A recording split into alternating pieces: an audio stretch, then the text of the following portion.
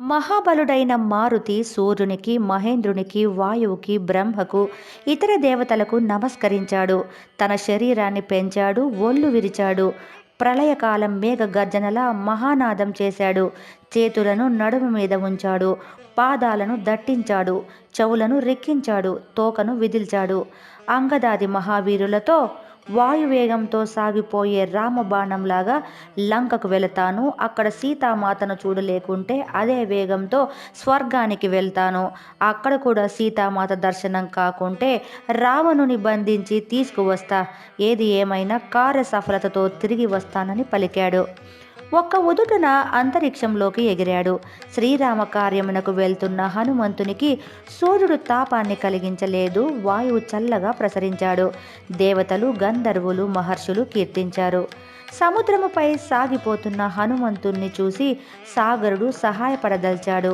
తానింత వాడు కావటానికి ఇక్ష్వాకు ప్రభువైన సగరుడే కారణమని సాగరుని అభిప్రాయం. ఈ ఇక్ష్వాకు కుల తిలకుడైన శ్రీరాముని కార్యం కోసం వెళుతున్న హనుమంతునికి శ్రమ కలగకూడదనుకున్నాడు. సముద్రంలో ఉన్న మైనాకుణ్ణి బయటకు రమ్మన్నాడు. అతని బంగారు గిరిశిఖరాల మీద హనుమంతుడు ఒకంతసేపు విశ్రాంతి తీసుకోగలడని భావించాడు. మైనాకుడు సరేనన్నాడు. ఒక్కసారిగా సముద్రం మధ్య నుంచి పైకి లేచాడు. అకస్మాత్తుగా పైకి లేచిన మైనాకుణ్ణి తనకు ఆటంకంగా తలచాడు మారుతి. తన ఎదతో నెట్టివేశాడు. మైనాకుడు అబ్బురపడ్డాడు. మానవ రూపంలో గిరిశిఖరం మీద నిలిచాడు. సముద్రుని కోరికను తెలిపాడు. హనుమంతుడు మైనాకునితో, నీ ఆదర్శపూర్వకమైన మాటలకు తృప్తిపడ్డాను. ఆతిథ్యం అందుకున్నట్టే భావించు. సమయం లేదు, ఆగడానికి వీలు లేదు అని చెప్పి చేతితో అతన్ని తాకాడు.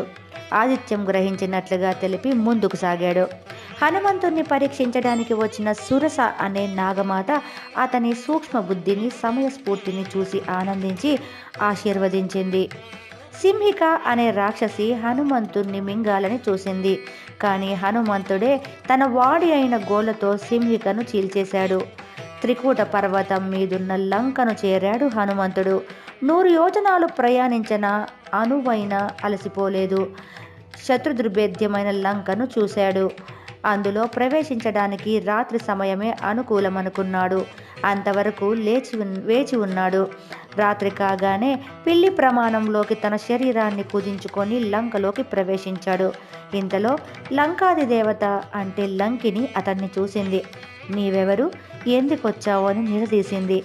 యథార్థం చెప్పమని గద్దించింది. తనను కాదని లంకలో ప్రవేశించడం సాధ్యం కాదన్నది. తన చేతిలో చావు తప్పదని హనుమంతుణ్ణి బెదిరించింది.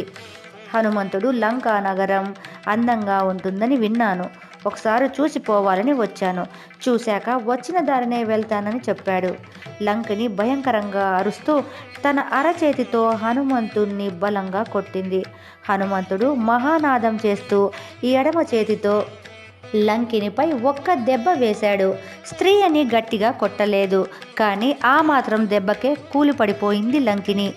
బ్రహ్మవరం జ్ఞాపకం చేసుకుంది. ఒక వానరుడు వచ్చి లంకిని జయించినప్పుడు రాక్షసులకు కీడు మూడుతుందని బ్రహ్మ చెప్పాడు. ఆ సమయం ఆసన్నమైందని హనుమంతునితో పలికింది. లంకలోకి వెళ్ళమని చెప్పింది. హనుమంతుడు ముఖద్వారం గుండా లంకలోకి వెళ్ళలేదు. ప్రాకారంపై నుండి దూకి వెళ్ళాడు. అది కూడా ఎడమ పాదం ముందు పెట్టి. శత్రువుల వద్దకు వెళ్ళే సాంప్రదాయం ఇది. లంకలో ప్రవేశించిన మారుతి చిత్ర విచిత్రాలైన ఇండ్లను చూశాడు. సంగీత మాధుర్యాన్ని చవి చూశాడు. వేద ఘోషను విన్నాడు. రకరకాల వాళ్ళను చూశాడు. సర్వాంగ సుందరమైన రావణుని భవనాన్ని చూశాడు. ఎక్కడా సీత జాడ కనిపించలేదు. మహాపార్శ్వ, కుంభకర్ణ, విభీషణ, మహోదర, విరూపాక్ష, విద్యుజిహ్వాదుల భవనాలన్నీ వెతికాడు. రావణ అంతఃపురంలోకి వెళ్ళాడు. ఎందరో స్త్రీలు చెల్లాచెదురుగా పడుకొని నిద్రపోవడం చూశాడు. ప్రత్యేక శయ్యపై పవలించిన ఒక స్త్రీను చూశాడు. ఆమె మహాసౌందర్యంతో వెలిగిపోతున్న ఆమె రావణుని భార్య మండోదరి. కానీ హనుమంతుడు సీత అని భ్రమించాడు. సీతను చూశాననుకొని గంతులు వేశాడు. కొద్దిసేపటికే తన ఆలోచన తప్పని గ్రహించాడు. శ్రీరాముని ఎడబాటు సీత ఇలా ఉండగలుగుతుందా అని అనుకున్నాడు. ఆమె సీత కానే కాదని నిశ్చయించుకున్నాడు. ఎక్కడా సీత జాడ తెలియకపోయేసరికి సీత మరణించిందేమోనని సందేహించాడు. హనుమంతుడు. సీత జాడను కనిపెట్టలేకపోయినా తాను ఏ ముఖం పెట్టుకొని తిరిగి వెళ్ళాలని బాధపడ్డాడు. అయినా నిరుత్సాహపడకూడదని నిర్ణయించుకున్నాడు. ఇంతవరకు వెతకని ప్రాంతాలకు వెళ్ళాలని తీర్మానించుకున్నాడు. ఎక్కడకు వెళ్ళినా నిరాశ కలుగుతున్నది. సీత కనపడలేదని చెబితే శ్రీరాముడు జీవించడు, అతడు లేక లక్ష్మణుడుండడు. వీరి మరణ వార్త విని భరత శత్రుఘ్నులుండరు. పుత్రుల మరణానికి తట్టుకోలేక కౌసల్య, సుమిత్ర, కైకేయి తనువులు చాలిస్తారు. ప్రియమిత్రుణ్ణి వీడి సుగ్రీవుడు బతకడు. దానితో రుమ, తార, అంగదుడు మిగలరు. ఇది చూసి వానరజాతి ఈ లోకాన్ని వీడుతుంది. ఇందరి మరణానికి కారణం కావడం కన్నా ప్రాయోపవేశంతో ప్రాణాలు వదలడమే మంచిదనిపించింది మారుతికి.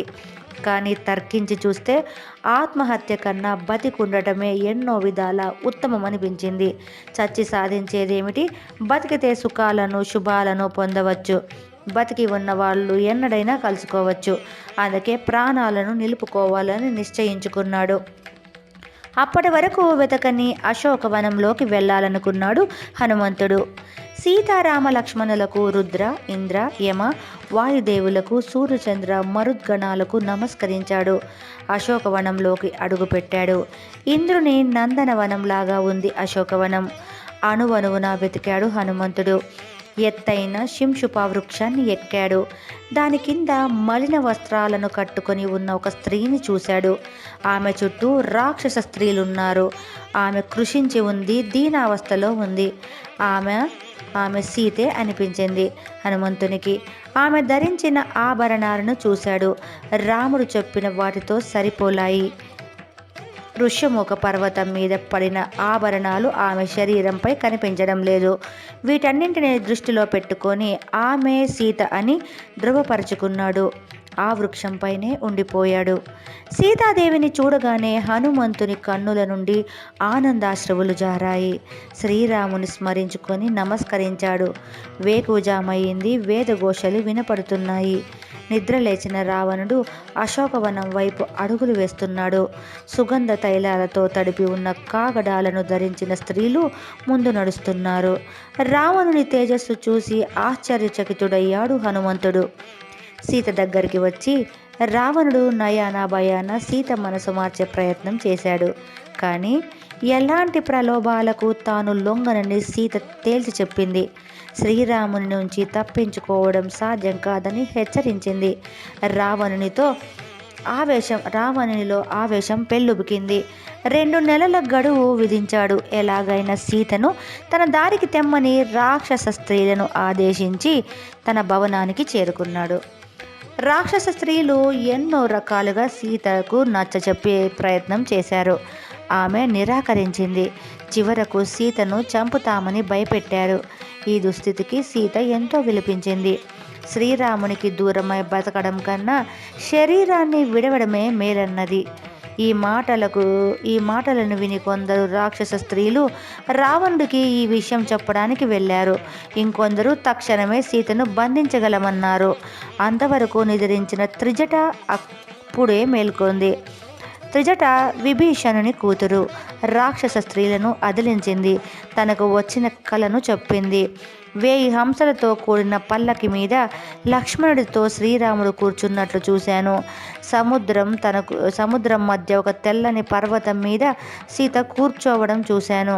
నూనె పూసిన శరీరంతో రావణుడు నేల మీద పడి ఉండడం చూశాను.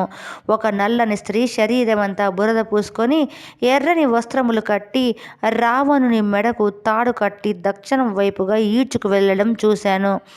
వరాహం మీద రావణుడు, మొసలి మీద ఇంద్రజిత్తు, ఒంటె మీద కుంభకర్ణుడు దక్షిణ దిశగా వెళ్ళడం చూశాను.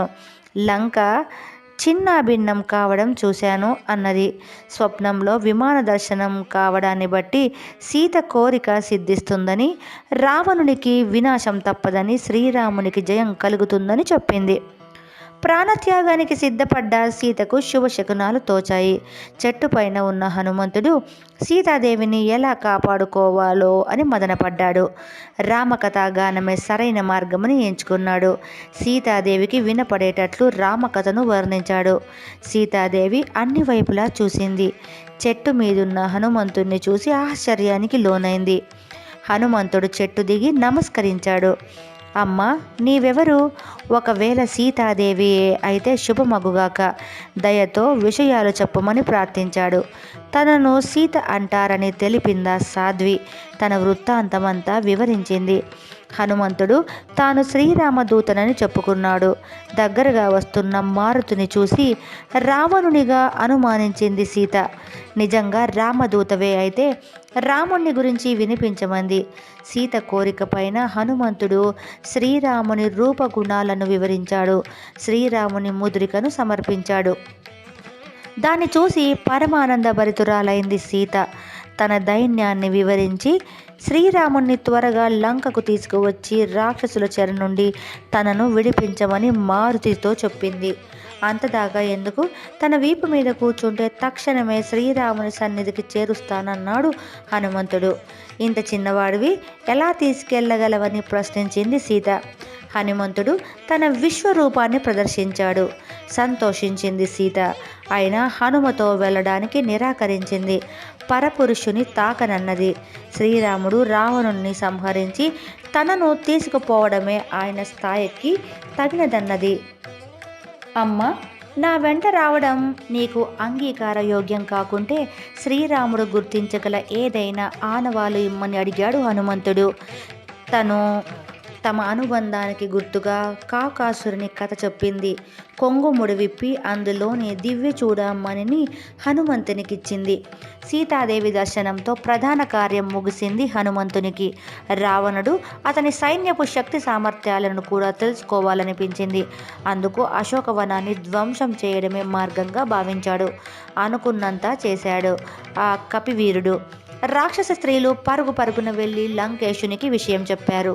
రావణుడు 80,000 మంది రాక్షసులను పంపాడు. హనుమంతుడు వాళ్ళను మట్టుపెట్టాడు.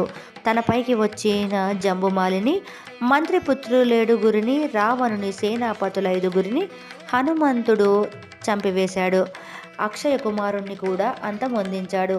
చివరకు ఇంద్రజిత్తు బ్రహ్మాస్త్రాన్ని ప్రయోగించి హనుమంతుణ్ణి బంధించాడు. బ్రహ్మవరం చేత అది హనుమంతుని మీద క్షణకాలమే పనిచేసింది. అయినా తాను దానికి కట్టుబడి ఉన్నట్టు నటించాడు హనుమంతుడు. రావణుని ముందు ప్రవేశపెట్టారతన్ని. రావణుడు అడుగగా తాను రామదూతనని చెప్పాడు. శ్రీరాముని పరాక్రమాలెలాంటివో సభాముఖంగా చాటాడు. సహించలేని రావణుడు హనుమంతుణ్ణి చంపమని ఆజ్ఞ ఇచ్చాడు. దూతను చంపడం భావ్యం కాదన్నాడు విభీషణుడు. ఇతర పద్ధతుల్లో దూతను దండించవచ్చునన్నాడు. హనుమంతుని తోకను నిప్పంటించి లంకంతా కలియ తిప్పమన్నాడు రావణుడు. బట్టలతో హనుమంతుని తోకను చుట్టారు. నూనెతో తడిపారు. తోకకు నిప్పు పెట్టి ఊరంతా ఊరేగిస్తున్నారు. హనుమంతుడు ఒక్కసారిగా ఆకాశంలోకి ఎగిరాడు. విభీషణుని భవనం తప్ప లంకనంతా నిప్పు పెట్టాడు. అందుకే సీతను చూసి రమ్మంటే లంకను కాల్చి వచ్చాడన్న సామెత కూడా ఇక్కడి నుంచే పుట్టింది. లంకలో హాహాకారాలు మిన్నుముంటాయి. లంకను కాల్చాక హనుమంతుడు సముద్రంలో తోకను చల్లార్చుకున్నాడు. తోకతో పాటు ఆయన కోపం కూడా చల్లారింది. తాను తప్పు చేశాననుకున్నాడు. కోపం ఎంతో అనర్థదాయకం అనుకున్నాడు. లంకంతా కాలి సీతామాత కూడా కాలిపోయి ఉంటుందని బాధపడ్డాడు. వచ్చిన పనిని చేజేతులా పాడు చేసుకున్నందుకు తన్ను తాను నిందించుకున్నాడు. కానీ ఎక్కడో చిన్న ఆశ. తన తోకనే కాల్చని అగ్నిదేవుడు పరమ పూజ్యురాలైన సీతను దహిస్తాడా అని ధైర్యం తెచ్చుకున్నాడు. ఇంతలో సీత క్షేమంగా ఉందని చారణుల ద్వారా తెలుసుకుని చాలా సంతోషించాడు. సీతమ్మ దగ్గరికి చేరి పాదాభివందనం చేశాడు. ఆమె అనుమతితో తిరిగి ప్రయాణమయ్యాడు. అరిష్టం అనే పర్వతాన్ని ఎక్కాడు. అక్కడి నుండి ఆకాశంలోకి ఎగిరాడు. మధ్యలో ఆత్మీయపూర్వకంగా మైనాకుడిని తాకి వేగంగా ప్రయాణం కొనసాగించాడు. మహేంద్రగిరికి చేరుకోబోతుండగా మహానాదం చేశాడు. జాంబవంతుడు దానిని విని పొంగిపోయాడు. హనుమంతుడు విజయుడై తిరిగి వస్తున్నాడని వానరులకు తెలిపాడు. హనుమంతుడు మహేంద్రగిరి శిఖరం మీద అడుగుపెట్టాడు. వానరులంతా చుట్టూ చేరారు. పెద్దలను నమస్కరించాడు హనుమంతుడు. చూశాను సీతమ్మను అని ప్రకటించాడు. అందరూ ఆనందించారు. లంకా ప్రయాణ విశేషాలను వారికి వివరించాడు మారుతి. అంగదుడు, ఓ వీరులారా, సీతాదేవి జాడ తెలిసిన తర్వాత కూడా ఆమె లేకుండా శ్రీరాముని దగ్గరికి వెళ్ళడం సబబు కాదు. లంకకు వెళ్ళి రావణుణ్ణి చంపి సీతను తీసుకొని శ్రీరాముని వద్దకు వెళదామని అన్నాడు. జాంబవంతుడు అంగదుడి మాటలను ఖండించాడు. శ్రీరామ సుగ్రీవులు సీతను చూసి రమ్మన్నారే కానీ తీసుకురమ్మనలేదు. పైగా రావణుణ్ణి సంహరిస్తానని శ్రీరాముడు ప్రతిజ్ఞ చేసి ఉన్నాడు. దానికి భంగం కలగనీయకూడదన్నాడు. అందరం వెళ్ళి జరిగిన విషయాలను నివేదిద్దామన్నాడు. దారిలో అందరూ మధువనంలోకి వెళ్ళారు. తేనెలు త్రాగారు. మధువనాన్ని ధ్వంసం చేశారు. మధువనం సుగ్రీవుని రక్షణలో ఉన్నది. అతని మేనమామ దధీముఖుడు దాన్ని కాపాడుతున్నాడు. వానరుల దాటికి దధీముఖుడు గాయాల పాలయ్యాడు. వెంటనే వెళ్ళి సుగ్రీవునికి విషయం చెప్పాడు. ఇదంతా శుభసూచకంగా భావించాడు సుగ్రీవుడు. అంగద హనుమదాదులు శ్రీరాముడు సుగ్రీవుడున్న చోటకి చేరారు. హనుమంతుడు శ్రీరామునికి సాష్టాంగ నమస్కారం చేశాడు. చూశాను సీతమ్మను అని చెప్పాడు. రామలక్ష్మణుల ఆనందానికి అంతులేదు. సీత ఇచ్చిన చూడామణిని శ్రీరామునికి సమర్పించాడు హనుమంతుడు. శ్రీరాముడు కోరగా సీతాన్వేషణ వృత్తాంతాన్ని చెప్పాడు. సుందరకాండం సమాప్తం. తదుపరి యుద్ధకాండం.